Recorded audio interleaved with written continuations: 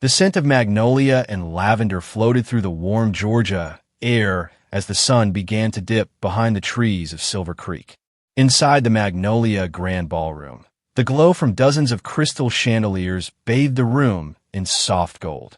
White linens covered every table. Scarlet roses bloomed in polished glass vases. A jazz quartet played gently in the corner. It was the kind of wedding that looked like it had been pulled straight from the pages of Southern Living. And standing in the middle of it all was Lauren Parker Banks, radiant in her ivory lace gown, her natural curls swept up and tucked with tiny white orchids.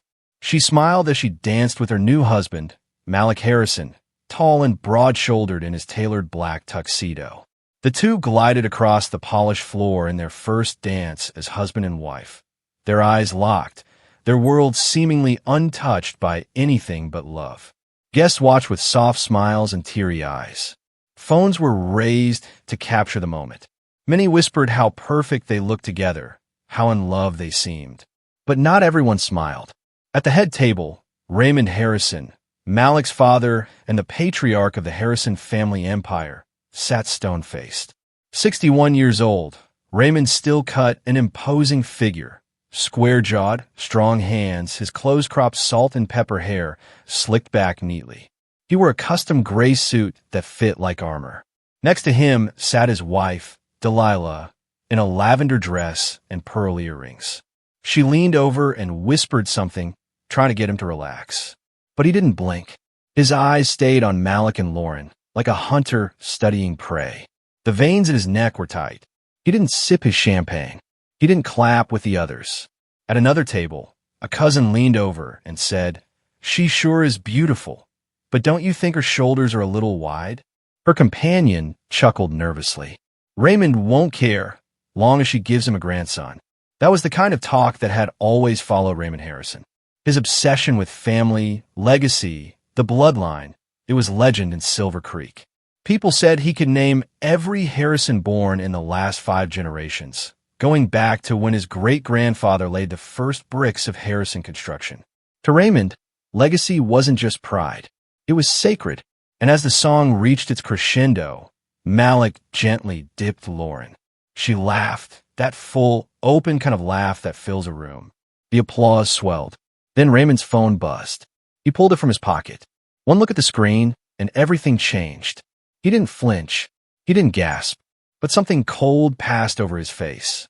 His hand lowered the phone slowly. He rose to his feet.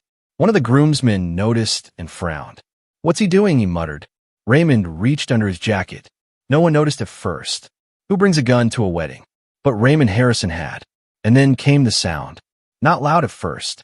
Not at a distance. Like a firecracker. Or a champagne cork. But when Lauren's body jerked, when blood began to bloom through her dress, the room froze. The music stopped. A scream tore through the silence. Malik held her upright, confused at first. Her eyes were wide, not understanding. Her mouth opened, no sound. Then her knees buckled, and Malik caught her, both of them sinking slowly to the dance floor. "Lauren," he whispered. "Lauren, stay with me." "What's happening?" "No, no, no." Her ivory gown, so pure and elegant, turned dark with blood. Someone screamed. Someone else yelled a call, 911. All the while, Raymond Harrison stood still, lowering his gun, placing it carefully on the white linen tablecloth before sitting down like nothing had happened. He didn't flee. He didn't speak.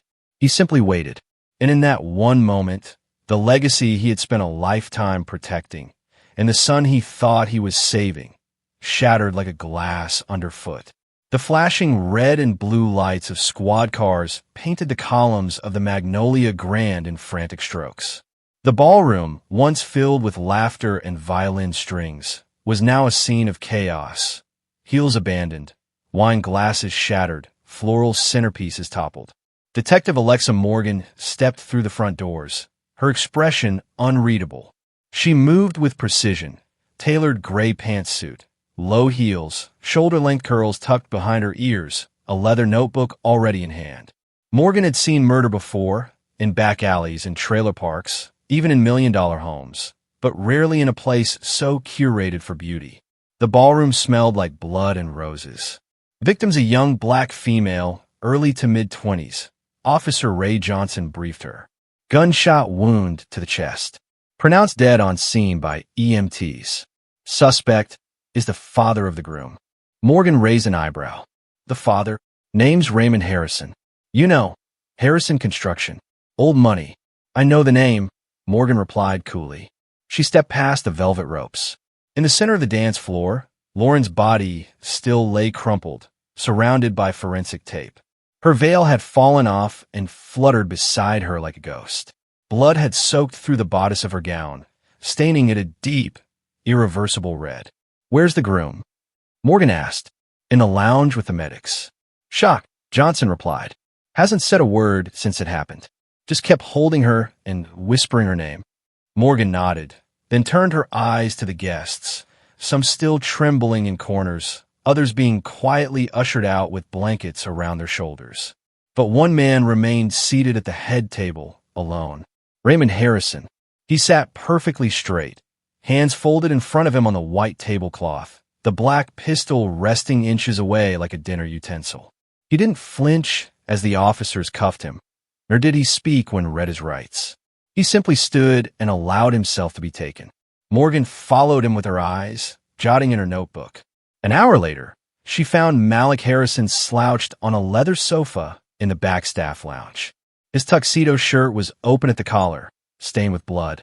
His knuckles were scraped. His eyes, once full of warmth on the dance floor, now stared blankly into nothing. A nurse dabbed gently at a scratch on his cheek. He didn't seem to notice. On a nearby table sat Lauren's veil. Mr. Harrison, Morgan said gently, kneeling in front of him. I'm Detective Morgan. I'm sorry for your loss, but I need to ask you a few questions. Malik didn't move. His fingers tightened around the edge of the veil. Did your father have any issues with your marriage? Silence. Did he argue with Lauren? Showed disapproval. He shook his head, slowly. He gave us his blessing. Paid for everything. Even gave Lauren his mother's brooch for the engagement. Have you noticed any changes in him lately? No. He's always been meticulous, demanding, controlled. Malik looked up, his voice barely audible. But that was just him. That was his way. Morgan studied him for a long moment, then asked the question she'd been circling around.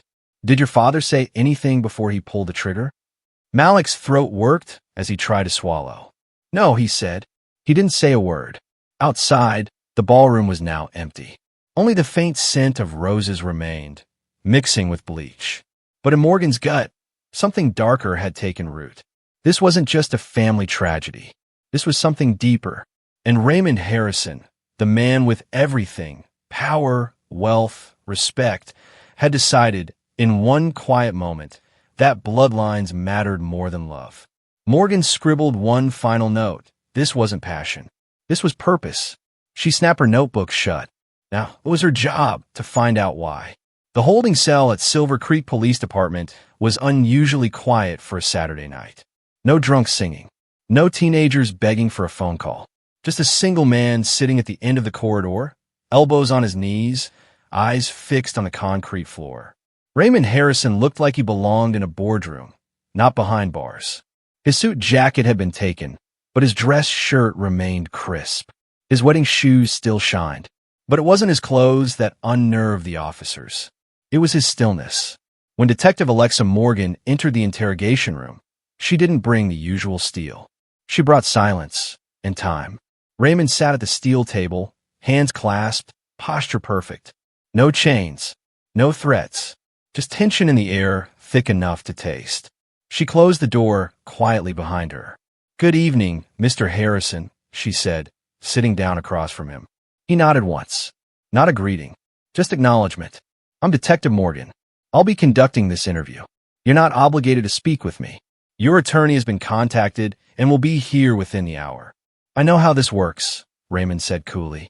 His voice was deep and calm, the voice of a man used to speaking last and being heard first. Morgan pulled out her notes, placed a slim recorder on the table, and clicked it on. For the record, can you confirm your name?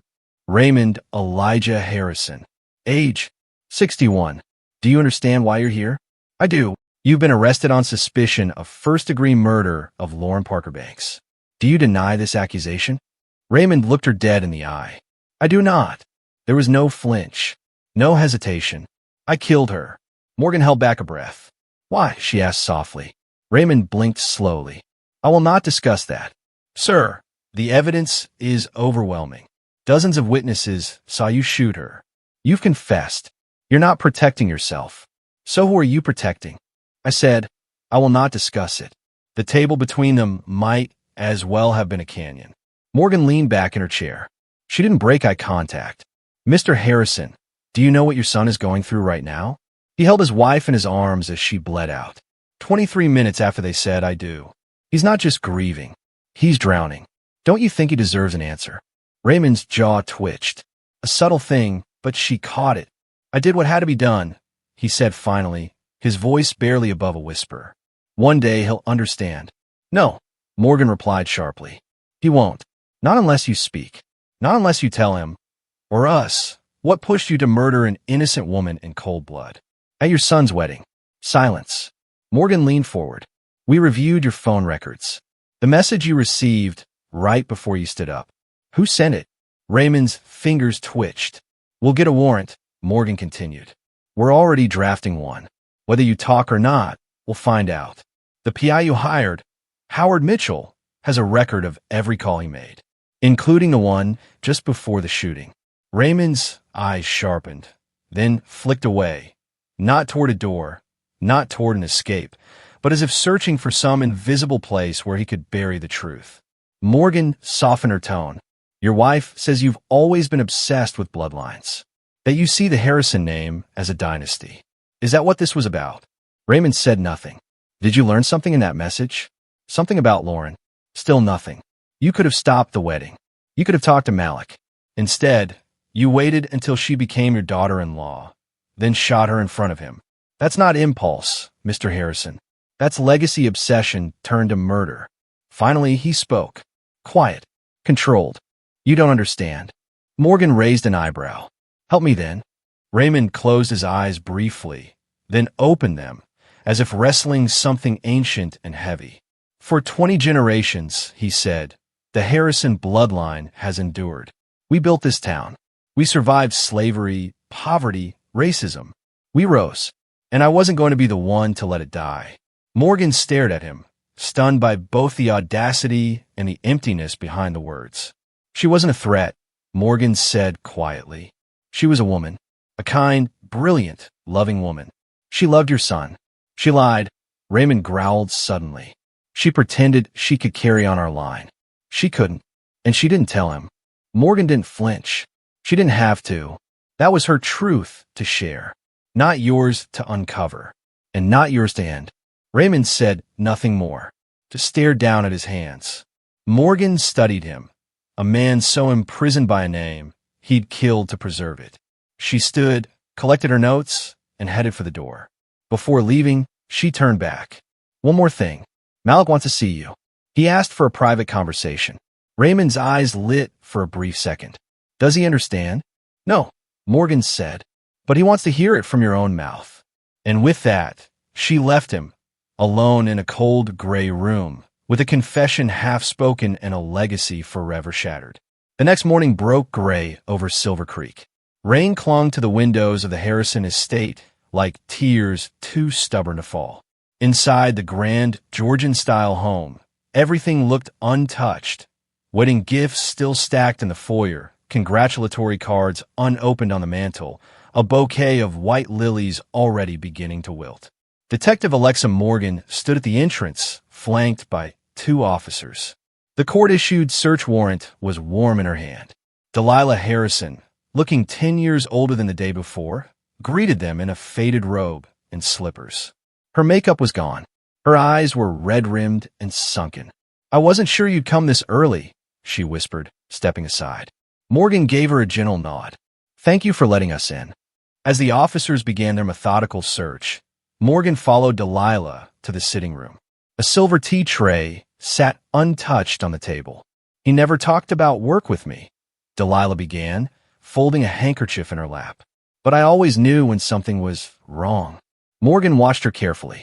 Wrong in what way? Delilah hesitated, then spoke slowly, choosing her words like stepping stones across water. After I gave birth to Malik, I had complications. The doctors told me I couldn't have more children. Raymond changed. He was kind but distant, cold. It was like the part of him that could love freely had been locked away. Morgan jotted that down. He started talking about Malik like he was a vessel, not a son, a continuation, a purpose. Did he ever express disapproval of Lauren? No, Delilah said. Quite the opposite, at least outwardly. He hosted her here, raised a toast at the engagement dinner, gave her his mother's brooch. He never gives family heirlooms lightly. Morgan frowned. When did that happen? 3 months ago, just around the time Raymond hired the private investigator. Morgan stood. Would you mind showing me his study?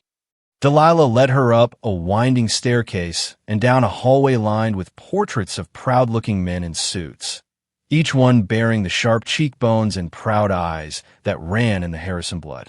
Inside the office, mahogany shelves rose from floor to ceiling, lined with law books and blueprints. The desk was an imposing slab of oak. One of the officers was already inside, searching through the drawers. Detective, he called softly. You might want to see this. Morgan stepped behind the desk. There, beneath a pile of building permits and stock reports, was a slim black folder marked only with 2 initials, LP. She opened it carefully. Inside were surveillance photos, grainy shots of Lauren at the library, leaving a clinic, walking near a park. Receipts from Southern investigations. Reports. A complete timeline. And then, medical records. Name at birth, Lawrence Banks. Gender reassignment documentation. Prescription logs. Hormone therapy approvals. Surgical history. Everything was there. Cold. Clinical. Devastating. Morgan swallowed hard. He was having her followed. She flipped through the final pages. A report dated just 1 day before the wedding, marked urgent delivery. Mitchell sent in the final report just as the wedding began. Morgan murmured. That message on his phone, it was this. Delilah hovered nearby, her fingers trembling. What did he find? Morgan turned to face her. She didn't sugarcoat it. Lauren was a transgender woman. She transitioned several years ago. Raymond found out through this. Delilah staggered back, her hand flying her mouth. Oh my God, we believe he waited for confirmation. And when he got it, he acted.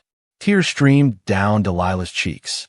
He murdered her because she couldn't give him grandchildren, because he believed the Harrison name had to continue through blood, and anything else wasn't acceptable. Delilah slumped into a leather chair, staring at the folder. All those years, she whispered, I thought he was just ambitious, protective, but this is madness. Morgan nodded, gently closing the file. Some legacies, she said quietly, are just cages dressed in gold.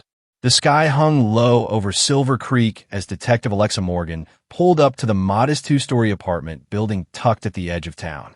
It was quiet. A few potted plants lined the porch. An American flag fluttered limply from a neighbor's balcony. Lauren's apartment sat on the 2nd floor, Unit 2B, small, tidy, private. It was the kind of place you chose when you wanted to stay hidden in plain sight. Malik Harrison stood by the front door, his hands deep in his pockets, eyes heavy from sleepless nights. He wore jeans and an old Georgia Tech hoodie, but there was something about the way he stood, shoulders taut, jaw clenched, that made him look older than his 29 years. She never brought me here, he said quietly. Morgan nodded, fishing out the spare key they'd found in Lauren's purse. You don't have to come in if you're not ready. I have to, Malik said. I need to know who she really was. Morgan turned the key. The door opened with a soft click. Inside, the apartment smelled faintly of lavender and old books. The furniture was minimal. A small beige couch, a worn armchair, a bookshelf lined with poetry collections and sociology texts. On the wall was a framed photo of Lauren and a group of children, laughing at a library event. There were plants on every windowsill, thriving in the late spring light. Everything in the space breathed her. Warm, gentle, intentional. Malik stepped in slowly, running his fingers across the back of the couch. She said her apartment was too small, said it wasn't good enough. Morgan watched him carefully. She was protecting herself, she said. They began their search. Morgan's team documented everything. the medicine cabinet, the kitchen drawers, the laundry hamper. But it wasn't until an officer called from the back closet that they found what they didn't know they were looking for.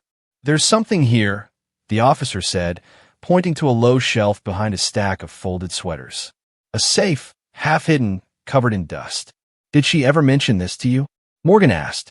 Malik shook his head. "No idea. Let's try some combinations," Morgan said.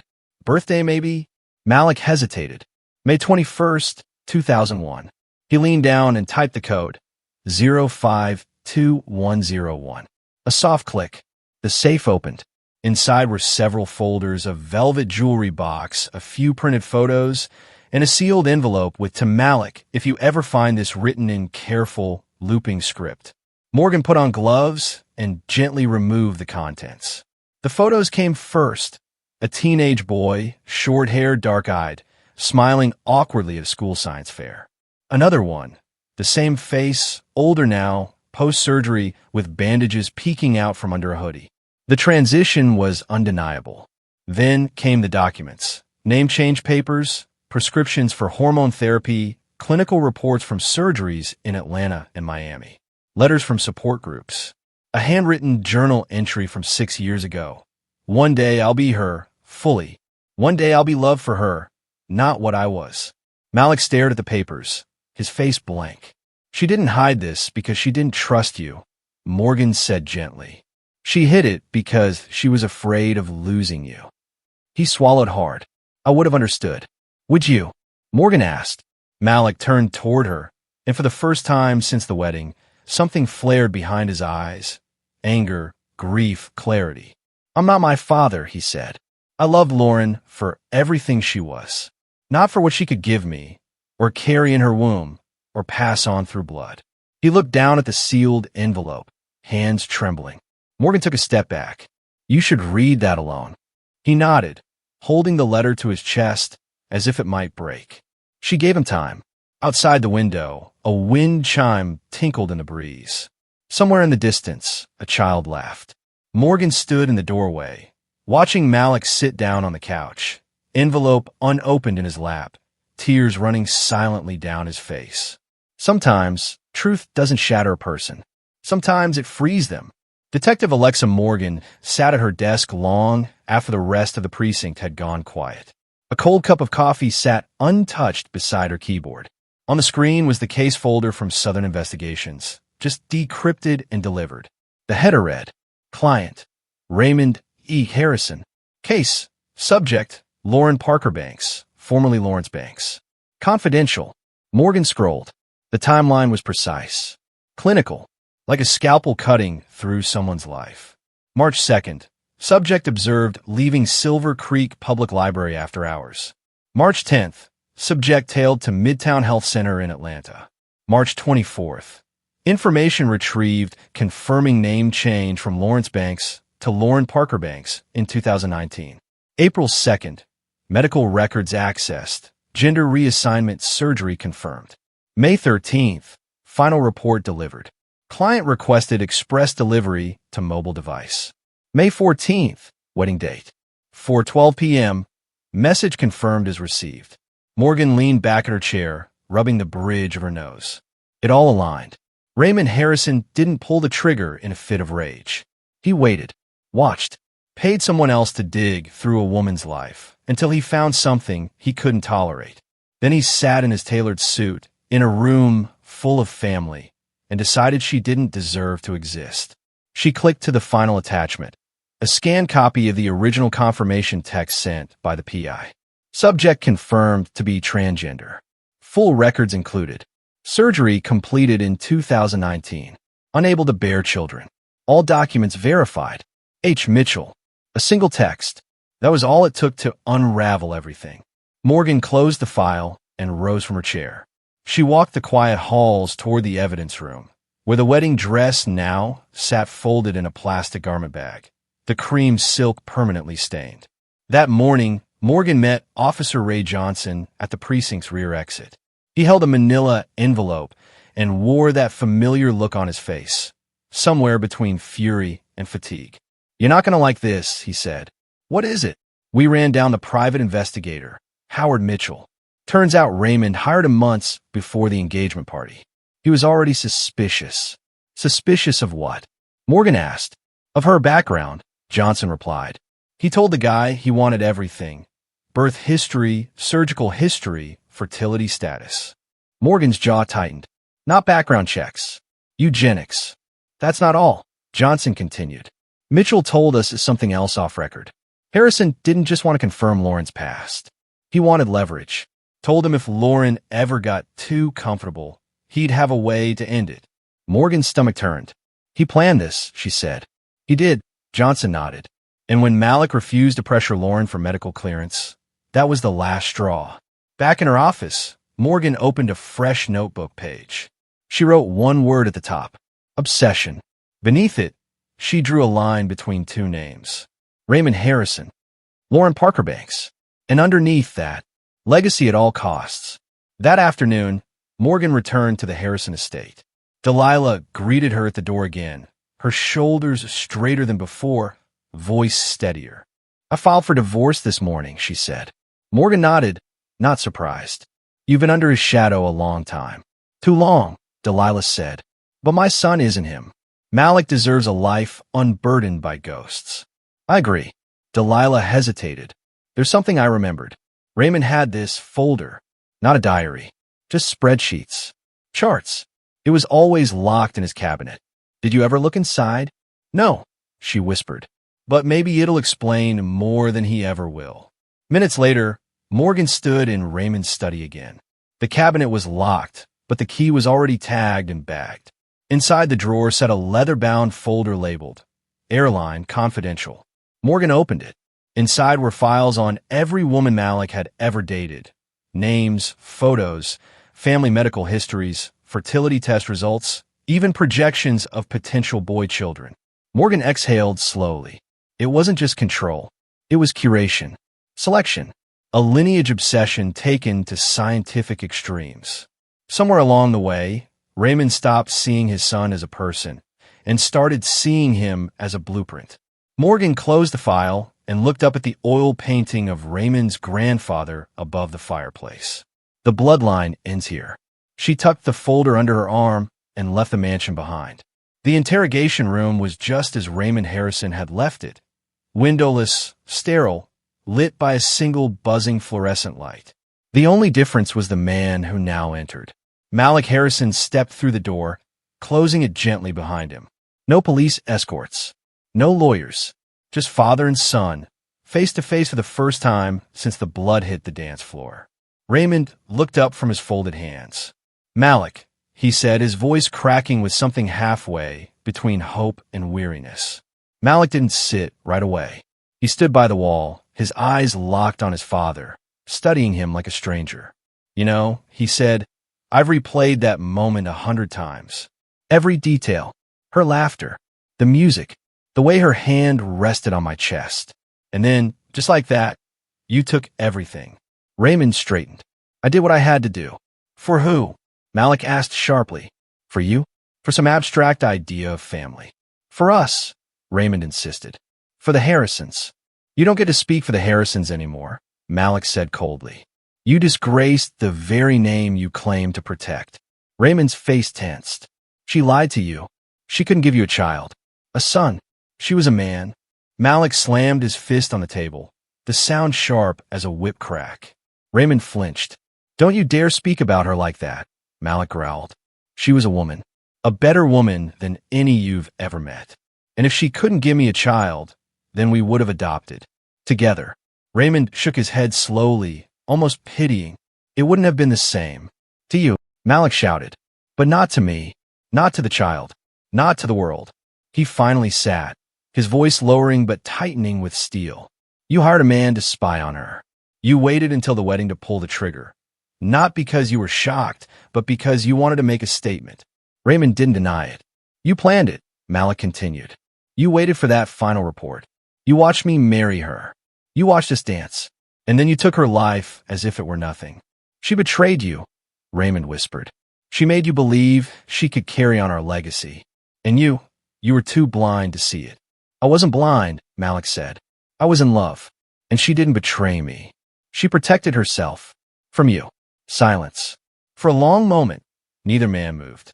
Then Raymond leaned forward, voice hoarse. You're all I have. You're the last Harrison. I did this to protect the bloodline. Malik's eyes were wet now, but his voice never wavered. No, you did it to control it. You didn't care who I loved. You only cared what they could produce. You saw me as a legacy machine, not a son. Raymond's gaze dropped to his hands. For the first time, he looked small. I wanted the line to live on, he said. It still will, Malik replied. But not the way you think. Raymond looked up. I've started the paperwork to adopt, Malik said. A baby girl, born last week in Atlanta. Her name will be Lauren Hope Harrison. Raymond's face contorted. Malik stood. I will raise her to believe that love defines family, that acceptance is strength, that bloodlines mean nothing without compassion. Raymond's mouth opened. You can't just. I can, and I will. He turned to leave, pausing at the door. You killed Lauren to preserve your legacy, he said without looking back. But I'll honor her by building one rooted in love, not fear. That's the legacy I want passed down. As the door shut behind him, Raymond was left alone. No empire, no heirs, just silence, and the truth echoing louder than any courtroom sentence ever could. The Silver Creek County Courthouse stood like a relic of Southern pride. White marble columns, wrought iron gates, and a clock tower that had chimed for over 100 years. But on this morning, the air around it was different. Reporters lined the steps. Photographers jostled for position. Local news anchors rehearsed live stand-ups.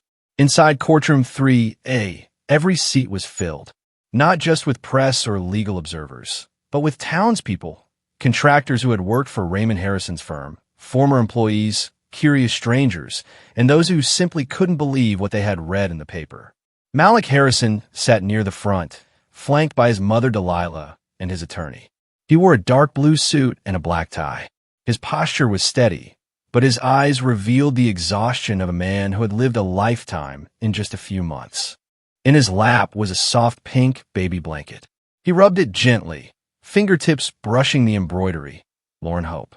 Raymond Harrison was led in by 2 deputies. He looked smaller now, not physically but spiritually. The towering presence who once commanded boardrooms and broke ground on skyscrapers now sat as a man waiting for judgment. He didn't make eye contact with Malik. He didn't look at the gallery. He just stared straight ahead. The jury filed in, expressions grim and firm. The judge, a dignified black woman in her early 60s, took her seat behind the bench. Her voice rang clear through the quiet tension. Has the jury reached a verdict? The foreman stood. We have, Your Honor. In the case of the people versus Raymond Elijah Harrison, on the charge of first-degree murder, how do you find the defendant? The pause that followed stretched like a tightrope. Guilty, gasps rippled through the courtroom. Malik closed his eyes. Delilah reached for his hand, squeezing it tight. The judge continued. Sentencing will commence immediately. The defendant is hereby sentenced to life in prison without the possibility of parole. The gavel struck once. Final. Raymond didn't flinch. He didn't cry. He didn't speak. But when the bailiff reached for his arm, he finally turned and looked at his son. Everything I did, he said, voice hoarse, I did for our name. Malik stood, meeting his father's eyes for the last time. No, he said calmly. You did it for yourself. The deputies led Raymond away. As he passed the rows of spectators, some looked at him with scorn, others with confusion, a few with pity. But no one stood, no one applauded, and no one called his name. His legacy had walked out the door hours ago, in a bassinet held by his son. Outside the courthouse, cameras waited. But Malik didn't stop for questions. He walked past them, the blanket tucked gently in his arm, his mother by his side. When they reached the car, he paused, taking in the soft spring breeze. I thought I'd feel relief, he said. Delilah turned to him. And do you? No, Malik said quietly. But I feel clarity. She nodded. That's more than most people get. He glanced down at the tiny bundle cradled in the car seat. Little Lauren slept soundly, unaware of the world she'd been born into or the love that now surrounded her. Do you think she'll ask one day, he asked, about her name or the woman she's named after? Both. Delilah smiled faintly. Then you tell her the truth. That the woman you loved was brave. That she lived honestly. That she mattered. Malik looked out toward the courthouse dome. And that she deserved to live, he added. Back at the police station, Detective Alexa Morgan stood by the window, watching the coverage unfold on a muted TV in the corner. Johnson stepped in beside her. Big case. Big fall. Morgan nodded. Not the kind that brings joy, though. Still, Johnson said, you brought him justice. She turned. We helped his son find peace. That's the only kind of legacy that matters. He paused. Think the old man understood that in the end? Morgan stared through the glass. Thoughtful. Maybe. But by then it was too late. That evening, in a quiet nursery in Silver Creek, Malik sat in a rocking chair with his daughter in his arms. The walls were soft yellow. The shelves were lined with books, most of them once owned by Lauren. And on the wall above the crib hung a simple framed quote she'd once kept in her apartment. Legacy isn't what you leave in your name. It's what you leave in their hearts. He rocked gently, whispering to his daughter as she slept. Your mother would have loved you, he said, and she would have taught you what strength really looks like. Outside, the wind stirred the trees, and somewhere in the quiet spaces between grief and hope, a new chapter began. 3 months after the trial, Silver Creek had returned to its usual rhythm. Sleepy mornings, the chime of bells from First Baptist, the clatter of coffee cups at Ida Mae's diner. But for the Harrison family, everything had changed. The construction empire that once bore Raymond Harrison's name now sat under new leadership, his ex-wife, Delilah. Many expected her to sell the company or step aside quietly. But she didn't. She stepped in. Delilah took the reins with a calm resolve, replacing portraits in the corporate lobby with photos of past workers and builders, rebranding the company slogan from Built to Last to Built for Everyone. She initiated community housing projects, expanded maternity benefits for employees, and launched a scholarship fund in Lauren Parkerbanks' name for trans students pursuing careers in architecture or education. When asked by a reporter why she didn't walk away from a business so tainted by blood, she answered simply, because I'm not going to let the worst of my past define the future. Neither will my son. In a cozy white house on Willow Lane, Malik Harrison lived a new kind of life. His days were quieter now. Feedings, lullabies, stroller walks through the park. At night, he sometimes woke with nightmares. The sound of gunfire, the feel of Lauren's hand slipping from his. But then he'd hear the soft breathing of his daughter in the bassinet, and it grounded him again. Lauren Hope Harrison was 6 months old now, bright-eyed, always reaching for books with tiny fingers. Her laughter sounded like music he didn't know he needed. Every week, Malik took her to the Silver Creek Public Library, where her namesake once read stories to children. And every week, they stopped by the little memorial plaque just outside the children's wing, in loving memory of Lauren Parkerbanks, a woman of words, courage, and kindness. Sometimes he brought flowers, other times just silence, but always love. One rainy afternoon, Detective Alexa Morgan saw them there, father and daughter curled up in the reading nook, picture books scattered on the floor.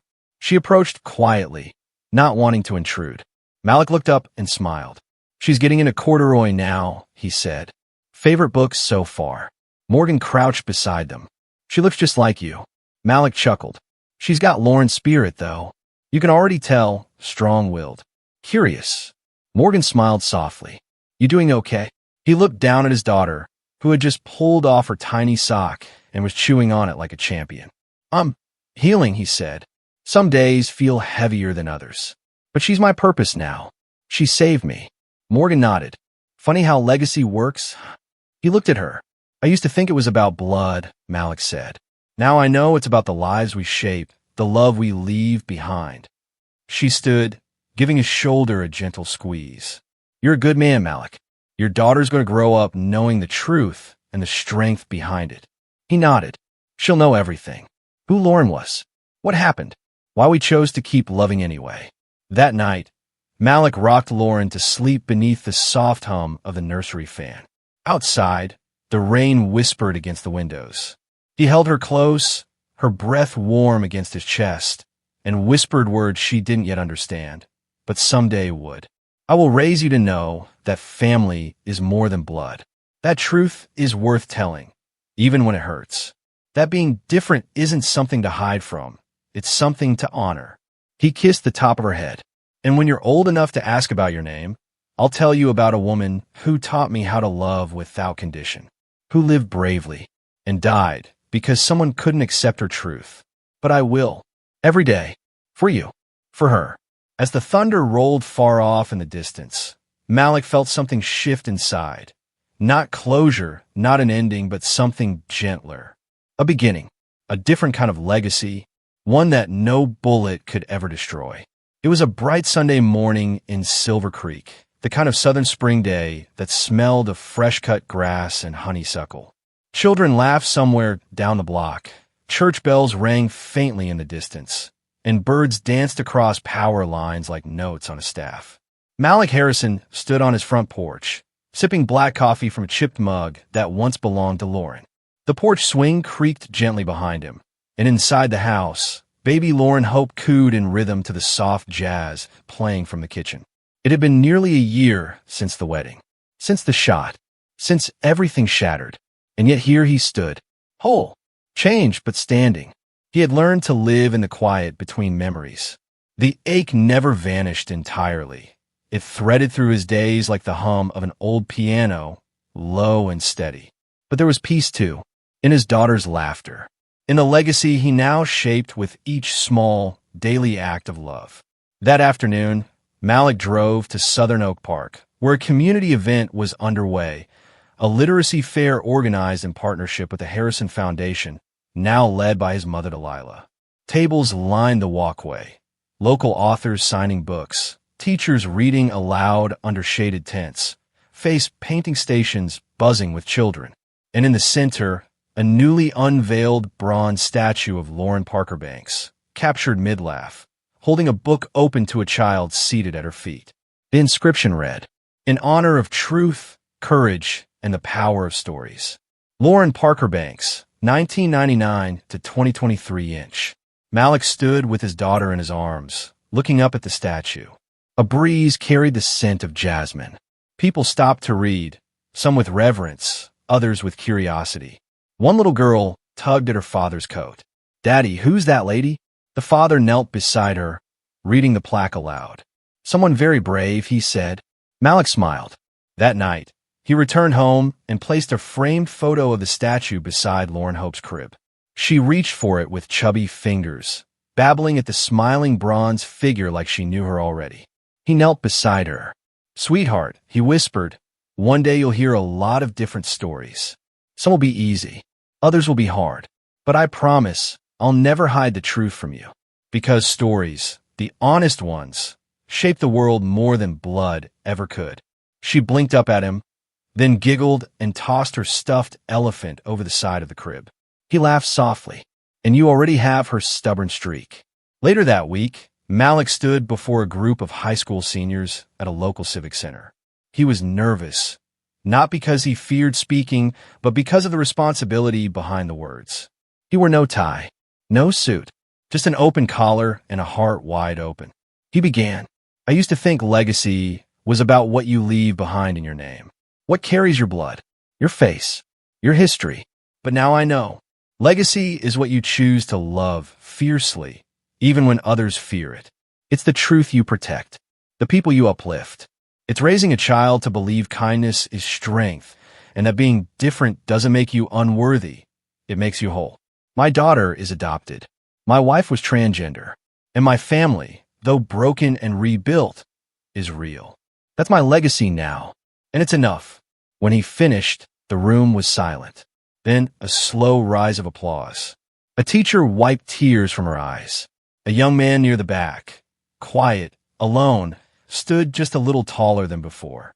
As the sun set on Silver Creek that evening, casting a golden warmth across rooftops and winding streets, Malik returned home to the life he'd built, not from inheritance, but from healing. In the nursery, Lauren slept peacefully beneath a mobile made of paper stars. And in the hall, a quote hung above the entryway, simple, hand-lettered, and framed. "What we pass on doesn't live in blood. It lives in love.